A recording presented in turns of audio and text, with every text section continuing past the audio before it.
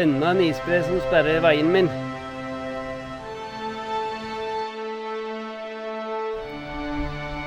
Kompasset mitt er ødelagt. Hvilken retning nå? Jeg håper det er riktig.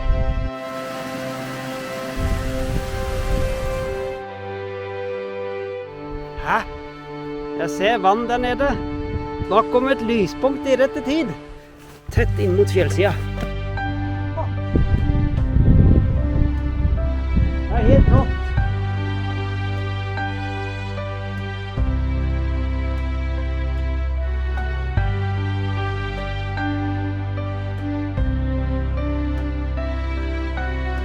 La meg presentere et steinalderkamera.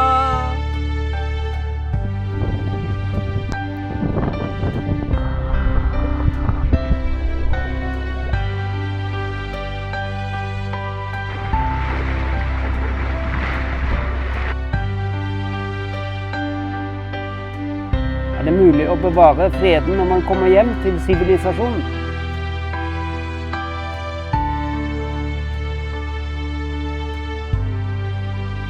Og der skal freden vare uten ende.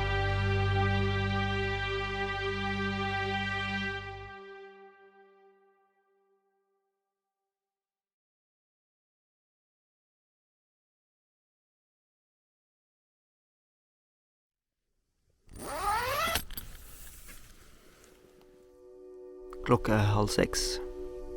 Jeg får ikke sove mer. Med den gode dagen i går, så er det faktisk mulig at jeg når Bergen 2 dager. Når jeg så havet i går, så ble det bare så bra. Jeg tror jeg skal klare det.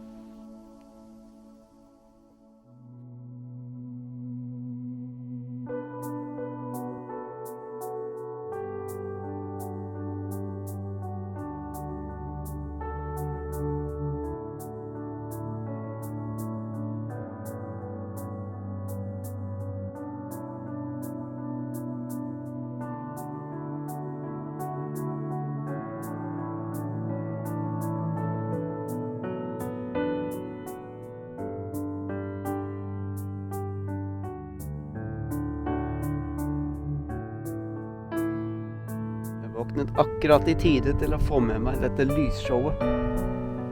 Et kvarter, så er all fargen borte igjen.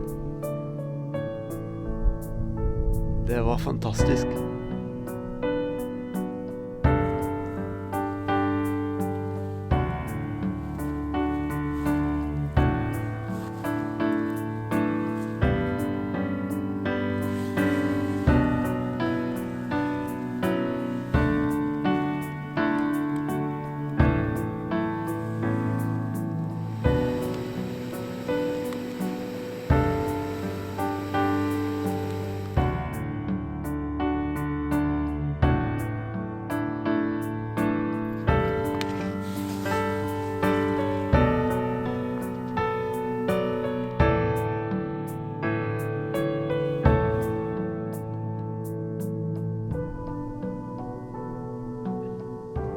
Man tenker på friluftsturer før man setter i gang, planlegger, så tenker man jo ikke på sånne dager som dette. Jeg får vel bare komme i gang da.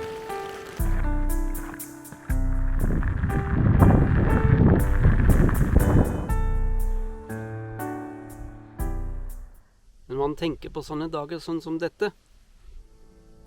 Man kan sitte ute og nyte frokosten. Tørt og fint er det.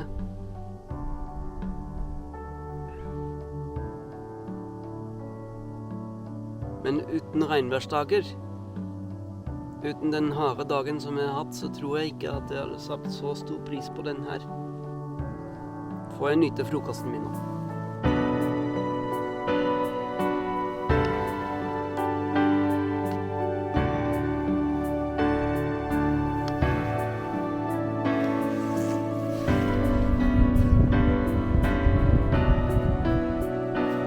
Nå var de varme, selv om de var litt våte.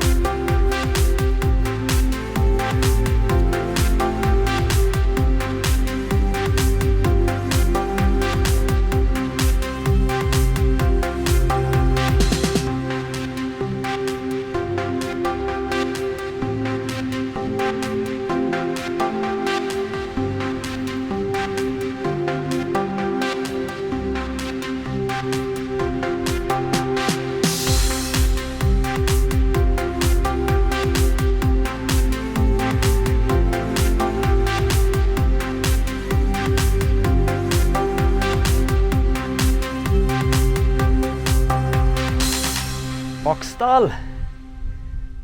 Der bor slektningene mine. Jeg nyter gåinga i dag. Opphold nesten vindstille. Og en helt annen temperatur enn inn i fjella.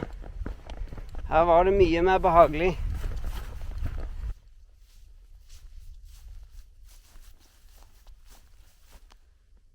Dagens første utfordring å komme seg opp Bogaskaret. Jeg ser der borte i enden, der er det noe flatere, og jeg vet, ifølge kartet, så er det en liten sti. Så jeg får komme meg ned i dalen og prøve å finne den stien. I det fjerne så ser jeg det fjellet med solskinn på. Det er jo det som er målet for i dag, er planen i hvert fall. Det er mange opp og ned her. Jeg ser ikke noe sti, men det er bare å klatre. Passe meg for skrenten i toppen, så går det bra.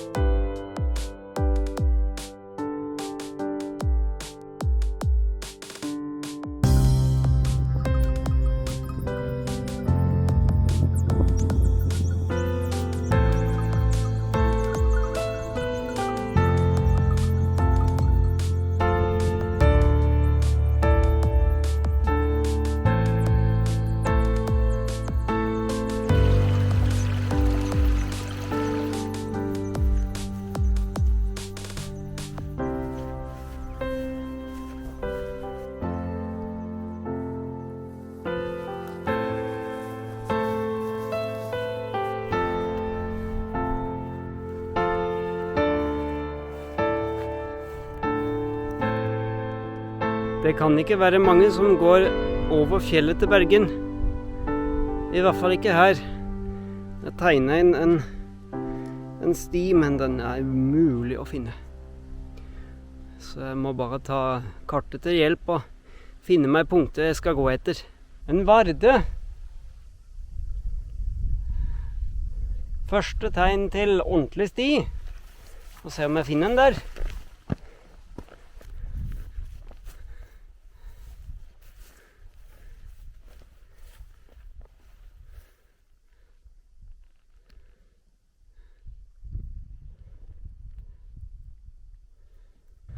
Det var det jeg trodde. Ingen sti å se.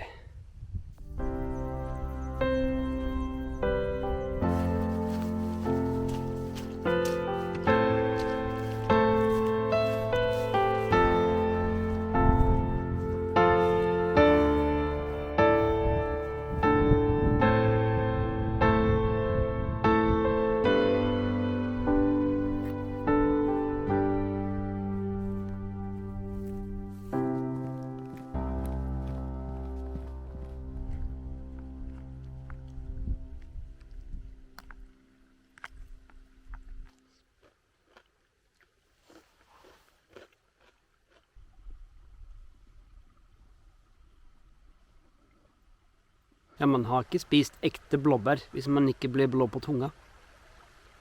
Det krever mye med å gå i sånt terreng. Jeg kom ned derfra. Nå skal jeg opp der. Ja, det var i hvert fall et par hundre meter ned, og så skal jeg opp igjen. 300 meter minst. Så skal jeg ned igjen, og så skal jeg opp til 1000 meter.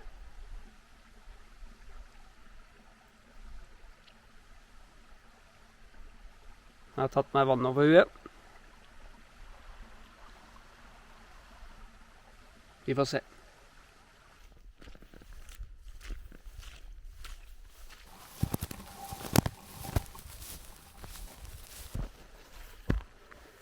Jeg vet ikke over hvor mange skar og gjeld jeg har kommet meg over. Jeg heter ikke dal, jeg heter det gjeld. Og så var det stier, og det gikk på langs alle sammen. Så jeg trodde endelig at jeg hadde funnet stien, og så fulgte jeg igjen, og så måtte jeg bare opp igjen. Men så traff jeg en turgåer som kunne fortelle meg veien videre. Og her er det faktisk en sti.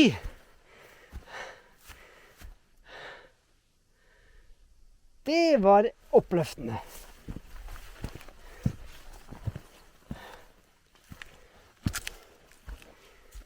Her er det faktisk folk som har tråkket før. Nå håper jeg at jeg gjør litt bedre framdrift enn den siste halvannen timen.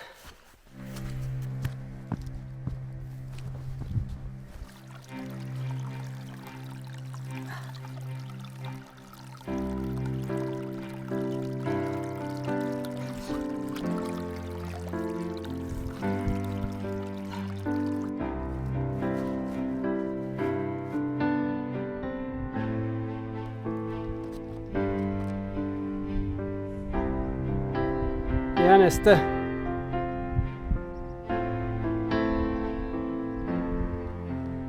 Hade alle fjellknause og hjelme. Ferdig med dere nå.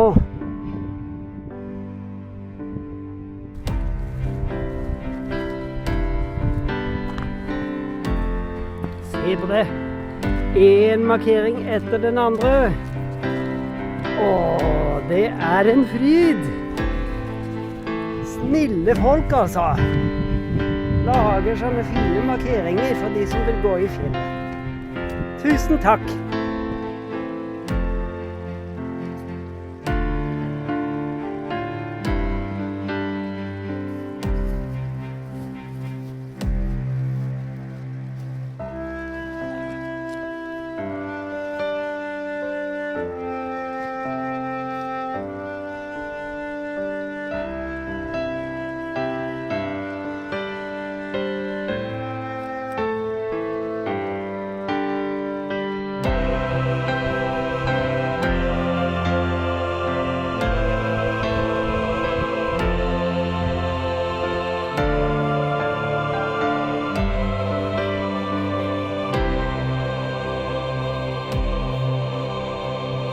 Det ser jo nesten ut som på Island.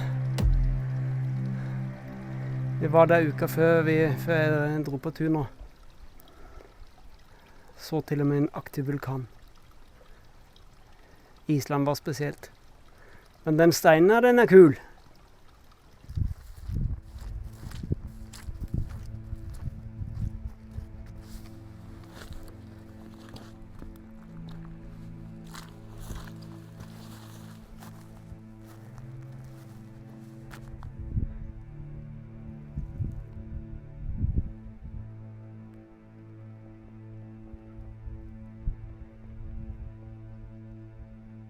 Den stien, den endte jo selvfølgelig i ingenting. Plutselig var det slutt.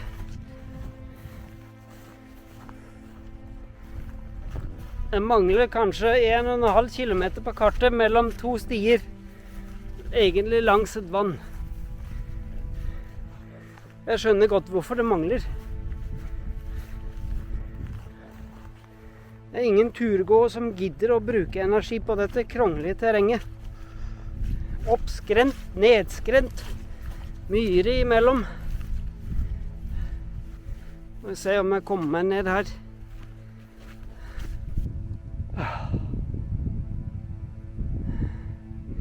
Nå er jeg sliten. Kommer jeg ned til vannet nå, så skal jeg sette meg ned og spise litt. En kløft her. Går en liten bekk nedi der. Jeg må passe på at jeg ikke sklir ned i den. Den kløften den går i hvert fall i riktig retning. Ja da, jeg ser stien. Men jeg må nok holde fjellsida, og ikke ned den dalen. Og den stuper alt for brått ned.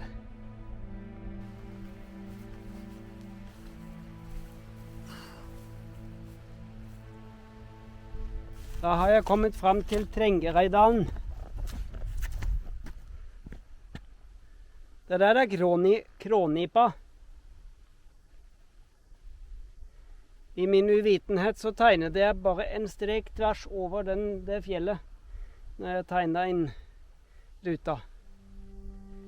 Det er ikke rart at det går skeis når jeg regner ut dager.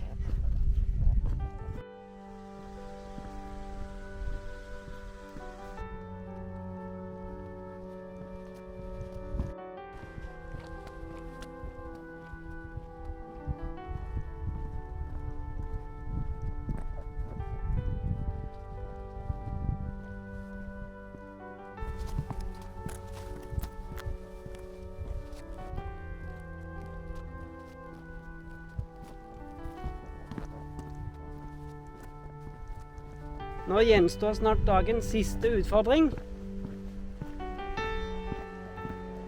Og det er å komme seg opp Gullfjellet. Jeg får se hvor langt jeg kommer. Jeg regner ikke med at jeg rekker til toppen. Så langt jeg klarer. Jeg tror jeg har et par timer igjen av dagen.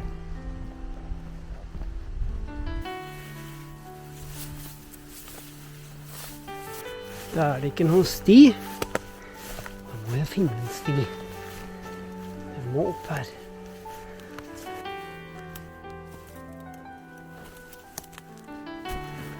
Her skal det ligge noen hytter her oppe. Nå skal jeg vel komme inn på en sti. Her har vi den. Det var forhåpentligvis dagens siste bushing.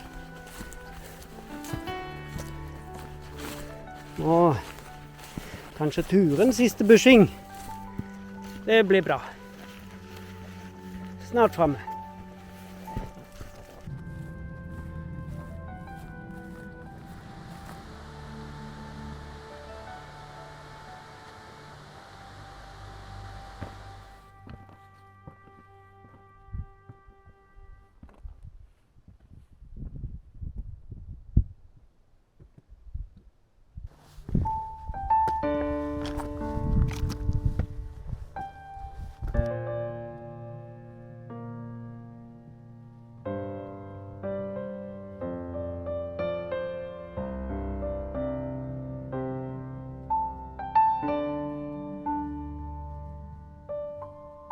Ett skritt, ett skritt, ett skritt.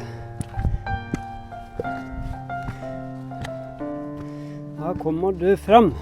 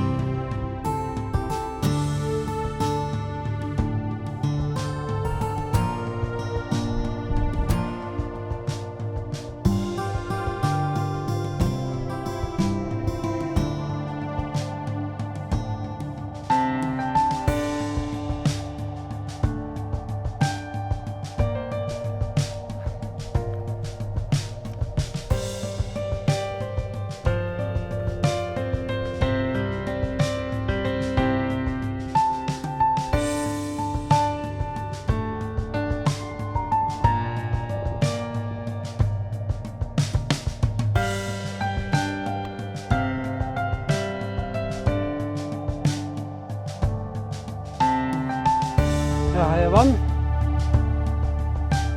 Trenger jeg teltplass. Det er ikke lett.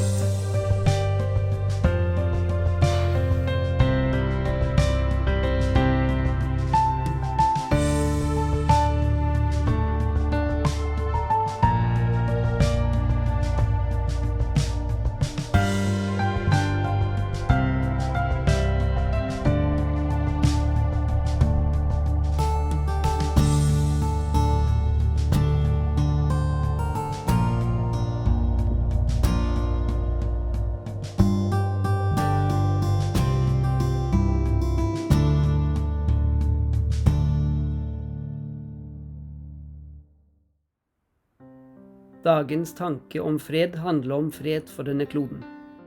De fleste mennesker ønsker seg det, og kanskje tenker mange at vi i vår moderne tid, med all fremskritt og teknologi, kan klare det. I boken Brobyggerne fra Jan Guillou, som utspiller seg i begynnelsen av det forrige århundre, trodde de akkurat det samme. Så kom det 2 verdenskriger. Det finnes onde krefter i denne verden, og de blir ikke bare borte. Jesus sa om framtida: krig er fast besluttet, inntil enden. Det blir ingen varig fred før Jesus kommer igjen. Han er fredsfyrsten, som verden trenger for å få en varig fred. Likevel er vi kalt til å jobbe for freden. Jesus har gitt oss et eksempel om å tjene hverandre. Å stige ned fra sin egen trone og gjøre seg selv liten, vil alltid være et godt utgangspunkt for å bevare freden mellom mennesker.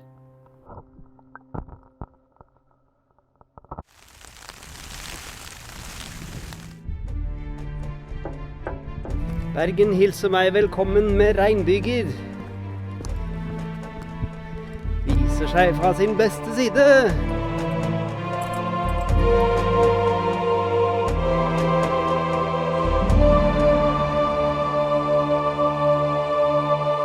Så har de en leieboer. Han er tysk. Han heter Fritz. Og jeg skal sove på rommet hans i natt.